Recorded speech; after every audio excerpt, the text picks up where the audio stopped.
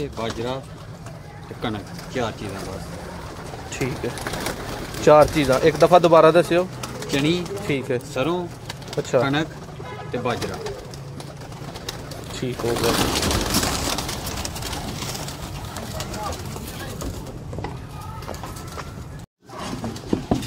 जी। Sialkot TV channel में welcome दोस्तों। उस्ताद रेहान नोनी खोखर साहब की छत से मौजूद हाँ। मातमारे ग्रुप पसूर, तहसील जिला सियालकोट। माशाल्लाह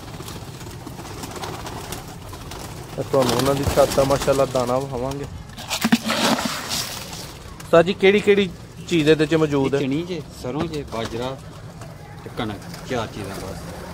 ठीक है, 4 चीज़ां। एक दफ़ा दोबारा दस्यो। चनी, ठीक है, सरों, अच्छा, कणक ते बाजरा। ठीक हो गया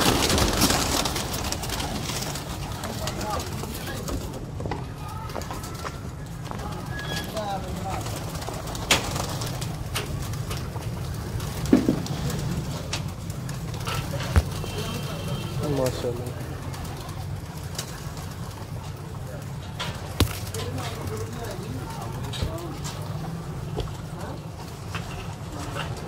ID Sialkot TP channel lover ना तो